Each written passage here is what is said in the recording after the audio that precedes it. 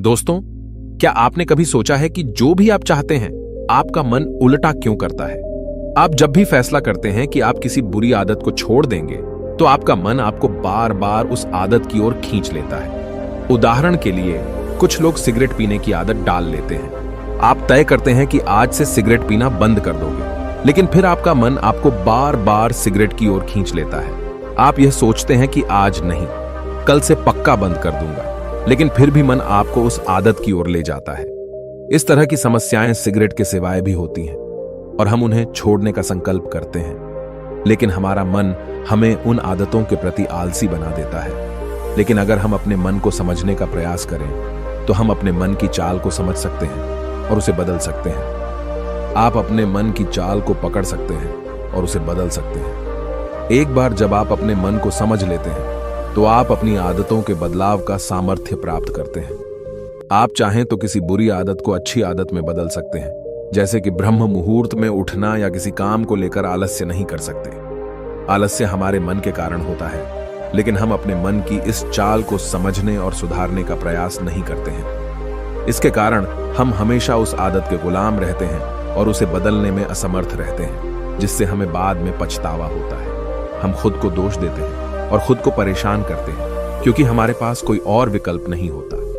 आज मैं आपको एक कहानी से यह समझाने वाला हूं कि हम अपने आलस्य में कैसे फंस जाते हैं और हमारे मन को इसकी जटिलता को समझने में कठिनाई होती है। हम इसे क्यों नहीं समझते और हम अपने मन के इस जाल में क्यों बरबस रहते हैं बिना कोई प्रयास किए। बहुत समय पहले की बात है। एक छोटे से राज्य में एक गुरु अपने गुरुकुल में शिक्षा देते थे। वहां कई छात्र भी थे, लेकिन एक छात्र ऐसा था जो बस बातें करता था। गुरु की सुनने की बजाय अपनी बातों पर ध्यान केंद्रित करता था। वह हमेशा मस्त रहता था और अपनी बातों में अधिक रुचि रखता था, जिससे वह अपने दोस्तों को आकर्षित करता था।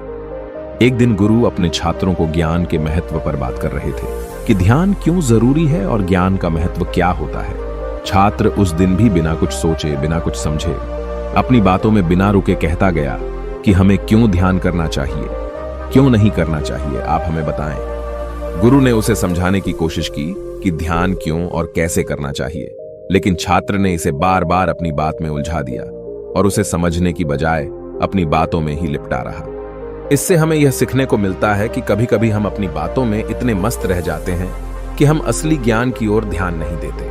आपको अपने मन का ख्याल रखना होगा। यह देखने के लिए कि आपके मन में कैसे विचार आ रहे हैं और कैसे जा रहे हैं, आपको निरंतर अपने मन की जांच करते रहनी होगी। गुरुजी को उनकी बात पूरी करने से पहले ही एक छात्र ने कहा, गुरुजी, क्षमा करें, लेकिन मैं बहुत समय से पढ़ाई कर रहा हूं। मैं ध्यान करने का प्रयास कर रहा हूं, पर मैं उसमें कामयाब नहीं हो रहा हूं। मैं अपने मन की जांच करने की कोशिश कर रहा हूं, मेरी बिछड़े आते हुए सोचों को समझने की कोशिश कर रहा हूं, लेकिन मेरे मन की ये आदतें बदल नहीं रही हैं। इसके बावजूद मैं हर रात सोते समय सोचता हूं कि सुबह ब्रह्म मुहूर्त में मैं उठकर ध्यान करूंगा, पर हमेशा देर से उठता हूं। मैं सोचता रहता हूं कि जब मैं सुबह उठूंगा तो मैं ध्यान करूंगा, अपने मन के विचारों को ध्यान पूर्वक देखूंगा, समझूंगा और उन्हें बदलने का प्रयास करूंगा, पर ऐसा कुछ भी नहीं हो पाता। मैंने अपने दोस्तों से भी इस विषय में बात की है, पर उनके पास इसका कोई जवाब नहीं है। और मैंने यह भी देखा है कि इस आश्रम में सब एक साथ नहीं बात करते, सभी एकांत में रहते हैं, चुपचाप रहते हैं। ऐसे में हम एक दूसरे के विचार कैसे समझेंगे? हमें यह कैसे पता चलेगा कि हमारा मन क्या चाहता है? जब हम एक दूसरे से बात नहीं करेंगे तो हम एक दूसरे के विचार नहीं जान पाएंगे। इससे हम अपने मन की बातों को कैसे समझेंगे और कैसे समझ पाएंगे?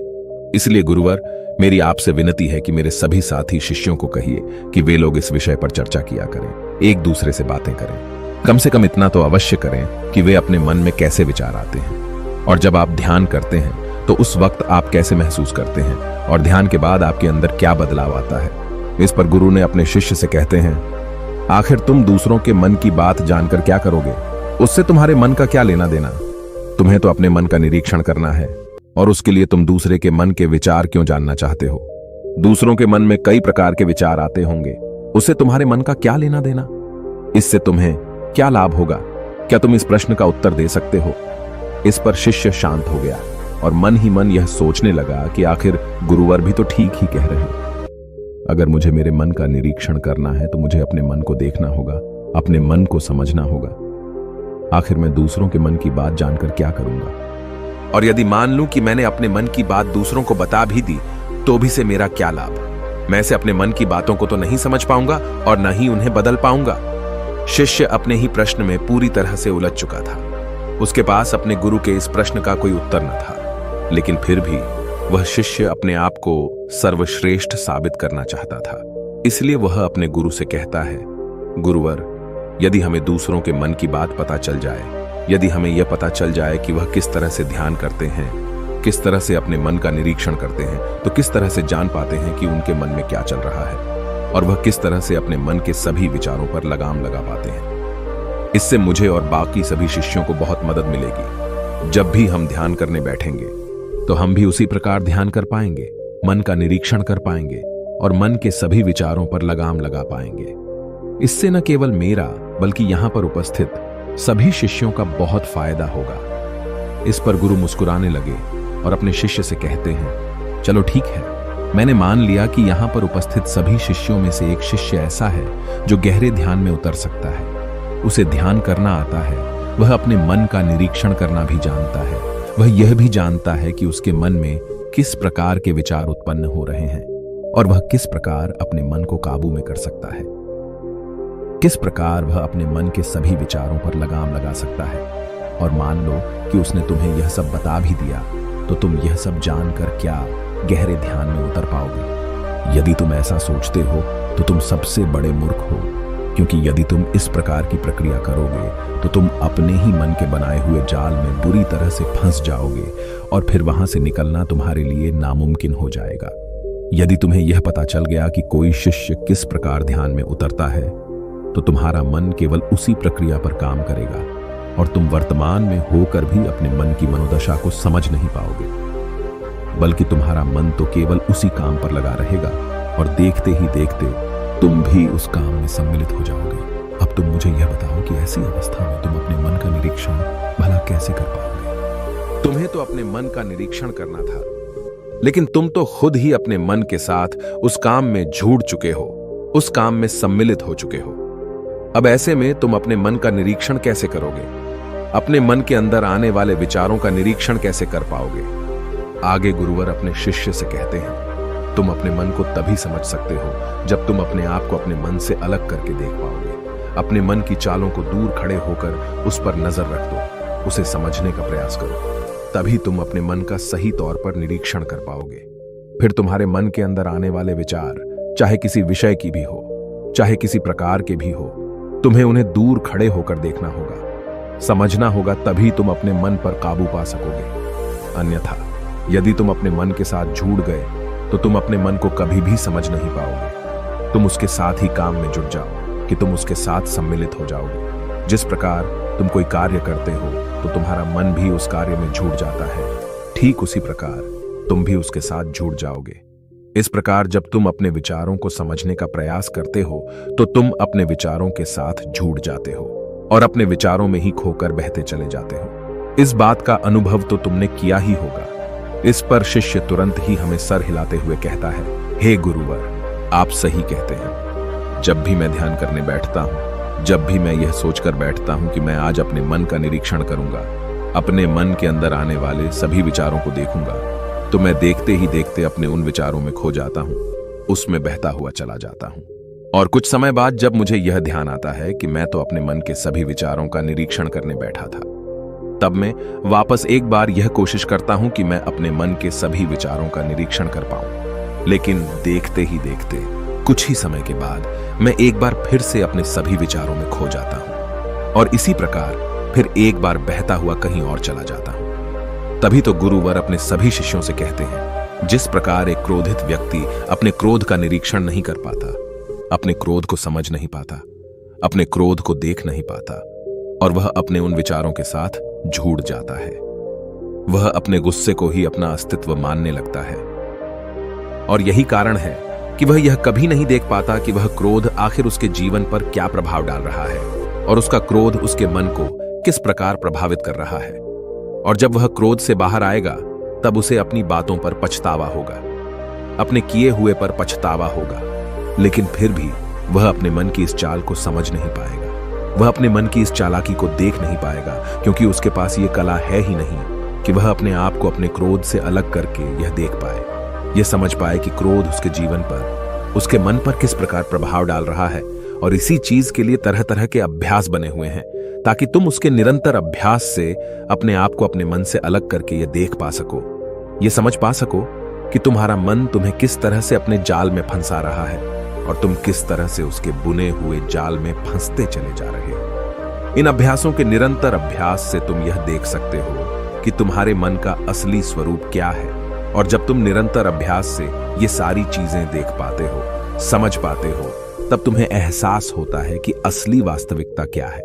और तब तो यह भी पता चलता है कि हमारे मन में जो आने वाले विचार हैं, ये तो आने जाने वाले हैं, लेकिन चेतना वह हमेशा इंसान के साथ ही रहती है और हमारी चेतना उसे हमेशा देख रही होती है और वह हमेशा जीवित रहती है। वह कभी नहीं मरती, वह नित्य है और हम उसे ही चेतना कहते हैं। चेतना कभी किसी चीज से बंधी नहीं हुई होती है। चेतना तुम्हारा होश है। दूसरी चीजों को उनके स्वरूप में देख पाने की कला तुम्हें तुम्हारी चेतना से ही मिलती है। जितनी प्रकार की तुम्हारी चेतना होगी, उतनी ही अच्छे तरीके से तुम सभी चीजों को खुद से अलग करके देख पाओगे, समझ पाओगे और उनका निरीक्षण करने में सक्षम हो पाओगे। इसलिए अपनी चेतना को मजबूत बनाओ, अपनी चेतना को ऊपर उठाने का काम करो, ताकि तुम अपनी चेतना से किसी भी चीज का असली स्वरूप देख पा, समझ पा और उसका निरीक्षण कर पाओ। इस पर शिष्य कहता है, हे गुरुवर, आप बार बार चेतना के स्तर को ऊपर उठाने की बात कर रहे हैं, तो इसके लिए तो हमें हमेशा होश में रहना होगा और हम अधिकांश समय तो होश में रह ही नहीं पाते। तो हमें हमेशा होश में रहने के लिए क्या करना होगा? इस पर गुरुवर कहते हैं, तो मैं अपनी चेतना के स्तर को ऊपर उठाने के लिए मौन रहना सीखना होगा। चुप होकर तुम अपने आप को, अपने मन को, अपने अंदर आने वाले सभी विचारों को देख सकते हो, समझ सकते हो, अपने सारे अनुभवों का अनुभव कर सकते हो। तब तुम्हें इस बात का भी पता चलता है कि तुम्हारे अनुभव आते हैं और तुम्हारे अनुभव चले जाते हैं। यह अनित्य है। वह हमेशा हमारे साथ नहीं रहते, लेकिन हमारा मन हमेशा उन्हीं अनुभवों को पकड़ कर रखता है। जैसे कि जब हमारे मन को कोई अच्छा अनुभव होता है या कोई खुशी मिलती है, तो हमारा मन बार बार उसी खुशी को पाने का प्रयास करता है, उसी अनुभव को पाना चाहता है और इसी कारणवश हमारी चेतना हमारे मन के अधीन हो जाती है, उसकी गुलाम बन जाती है। और कुछ ऐसा ही हाल एक सिगरेट पीने वाले का भी होता है, एक दारू पीने वाले का भी होता है और उन सभी का भी होता है जो किसी न किसी बुरी आदत का शिकार है। उन सभी की चेतना उनके मन की गुलाम है और इसी कारणवश वह अपनी इस आदत से छुटकारा नहीं पा पाते। किंतु यदि तुम अपनी चेतना को अपने मन की इस गुलामी से आजादी दिलाना चाहते हो, तो तुम्हें मौन रहना सीखना होगा, तुम्हें चुप रहना सीखना होगा। जब हम मौन रहते हैं तो हमारे मन में विचारों की संख्या कम होने लगती है। हम दूसरों की बातें ध्यानपूर्वक सुन पाते हैं, समझ पाते हैं और उन पर विचार भी कर पाते हैं। कौन सी बात सही है और कौन सी बात गलत। जिस प्रकार तुम बार बार मेरी बातों को काटकर अपनी बातें कहने का प्रयास कर रहे हो, यह अच्छी बात नहीं है। यदि तुम अपनी चेतना को अपने मन के इस जाल से निकालना चाहते हो, उसे अगले स्तर तक ले जाना चाहते हो, तो तुम्हें अपने मन को खाली करना सीखना होगा। जब तुम अपने मन को खाली करोगे, तब तुम्हें अपनी चेतना का असली स्वरूप दिखाई देगा और तब तुम अपनी चेतना की शक्ति को पहचान पाओगे। और तभी तुम्हें इस बात का भी एहसास हो जाएगा कि तुम किस प्रकार से अपनी चेतना को अगले स्तर तक ले जा सकते हो और किस प्रकार से हम हमेशा चैतन्य रह सकते हैं, क्योंकि चैतन्य ही हमारा असली स्वरूप है। लेकिन हम आजकल के इस जीवन में उसे भूल चुके हैं। हम अपने मन के अधीन हो चुके हैं और अपनी चेतना को अपने मन के हवाले कर चुके हैं। इसलिए तुम्हें चुप रहना सीखना होगा, शांत रहना सीखना होगा, अपनी चेतना को अपने मन से छुटकारा दिलाना होगा और यह तुम चुप रहकर ही कर सकते हो। अपने मन के विचारों को देखना शुरू करो और उसके अनुभव को महसूस करना शुरू करो। जब तुम अपने मन के साक्षी हो जाते हो, तो तुम अपने मन के दृष्टा हो जाते हो, उसे देखने वाले हो जाते हो। तब तुम्हें पता चलता है कि तुम्हारे मन में किस प्रकार के विचार आ रहे हैं और किस प्रकार के विचार जा रहे हैं। तुम यह भी देख पाते हो कि जब हमारे मन में एक विचार आता है, तो दूसरा विचार चला जाता है और जब दूसरा जाता है तो तीसरा आता है। इस प्रकार जिस तरह सड़क पर भीड़ चल रही होती है, जहां एक आदमी जाता है तो दूसरा आता है और जब दूसरा जाता है तो तीसरा आता है और यह प्रक्रिया इसी प्रकार अनंत देर तक यूं ही चलती रहती है। ठीक इसी प्रकार हमारे मन की भूमि पर भी इसी प्रकार विचार आते और जाते रहते हैं। लेकिन धीरे धीरे हम उनसे जुड़े नहीं हैं, क्योंकि हम अपने मन के दृष्टा बने हुए हैं। हम अपने मन के साक्षी बने हुए हैं। हम तो केवल यह देख रहे हैं कि कौन सा विचार आ रहा है और कौन सा विचार जा रहा है, और देखते देखते धीरे धीरे हमारे मन के सभी विचार खत्म होने लगते हैं और हमारा मन पूरी तरह से खाली हो जाता है। हमारे मन की भूमि पूरी तरह से साफ और स्वच्छ हो जाती है। तब उस वक्त हमें पहली बार यह एहसास होता है कि चैतन्य होना कैसा लगता है। चैतन्य की शक्ति को हम पहचान पाते हैं। तब हम पहली बार चैतन्य का असली स्वरूप देख पाते हैं, और उसके लिए बस हमें मन की उस भूमि से कुछ खरपतवार को हटाना है। उसके लिए हमें कोई बहुत मेहनत नहीं करनी है, बस हमें अपने विचारों को देखते रहना है। किस प्रकार एक विचार आ रहा है तो दूसरा विचार जा रहा है। बस इसी प्रक्रिया को हमें लगातार देखते रहना है, उसका निरंतर अभ्यास करते रहना है, अपने मन का दृष्टा बने रहना है, और देखते ही देखते सारे विचार एक एक करके विलीन होते चले जाएंगे। लेकिन इसके लिए हमें चुप रहकर अभ्यास करना बहुत आवश्यक है। चुप रहकर तुम्हें अपने विचारों का आत्मनिरीक्षण करना होगा, अपने मन की भावनाओं को समझना होगा। तुम्हें देखना होगा कि जब तुम्हें क्रोध आता है तब तुम कैसा महसूस करते हो। तुम्हें खुशी होती है या फिर दुख या फिर किसी से घृणा होती है। जब हम भावनाओं के अधीन हो जाते हैं और हमारा मन अति उत्तेजित हो जाता है तो हम उत्तेजना की वजह से उन भावनाओं को अलग होकर देख नहीं पाते। लेकिन अगर हम उत्तेजित न हो और शांत होकर चुप रहकर अपने मन की सभी भावनाओं को देखने का प्रयास करें, उसे समझने का प्रयास करें, उसे जानने का प्रयास करें, तब हमें अपने मन का वास्तविक रूप देखने को मिलता है। तब हम उसे असली तौर पर समझ पाते हैं, जान पाते हैं, और तब हमें इस बात का भी एहसास हो जाता है कि कोई भी भाव सदा के लिए नहीं है। हर भाव को आना है और चले जाना है। जिस प्रकार हमारे जीवन में खुशियां जाती हैं तो दुख आता है, दुख जाता है तो खुशियां आती हैं। ठीक उसी प्रकार हमारे मन के भाव भी होते हैं। जहां पर एक भाव उत्पन्न होता है तो उसके खत्म होने पर हमारे मन में दूसरा भाव भी उत्पन्न होता है। हम इन सभी बातों की वास्तविकता को देखने लग जाते हैं, इन सभी बातों को अच्छी तरह से समझने लग जाते हैं, और सारे भाव एक एक करके हमारे मन में ही विलीन होने लगते हैं, और सिर्फ एक प्रेम, एक आनंद हमारे अंदर बन जाता है, और उसे ही हम परम आनंद कहते हैं, और यही हमारा असली स्वरूप है। इसलिए तुम्हें चुप रहकर अपने अभ्यास पर काम करना होगा। तुम्हें दूर खड़े होकर अपने मन की चाल को देखना होगा, समझना होगा, उसे निरीक्षण करना होगा, और देखते ही देखते तुम्हारे मन के सारे विचार यूं ही विलीन होते चले जाएंगे। और जब तुम्हारे मन में किसी प्रकार की कोई विचार नहीं बचे होंगे, तब तुम्हारा मन किसी भी काम में बड़ी आसानी से लग जाएगा। हर काम को हम ध्यान बना सकते हैं, हर काम में हम ध्यान में प्रवेश हो सकते हैं। जब तक हमारा मन हम पर हावी होता है, तब तक हम ध्यान में कभी प्रवेश नहीं हो सकते, क्योंकि जब तक हमारा मन ही नहीं राजी होगा, तब तक हम ध्यान कैसे कर सकते हैं। इसलिए सबसे पहले हमारे मन का राजी होना अति आवश्यक है, और यह प्रक्रिया हर एक काम में लागू होती है। अपने मन का साक्षी बनना है, दृष्टा बनना है, ताकि हम अपने मन के सभी विचारों को देख सकें, समझ सकें, उन पर विचार कर सकें। और आज से तुम सभी को इसका निरंतर अभ्यास भी करते रहना होगा। इतना कहकर तो गुरुवर शांत हो गए और उन्होंने अपने सभी शिष्यों को ध्यान करने का आदेश दिया। दोस्तों, उम्मीद है कि आपने आज के इस वीडियो से जरूर कुछ न कुछ सीखा होगा। तो इस वीडियो को लाइक करें और हमारे YouTube चैनल को सब्सक्राइब करना ना भूलें।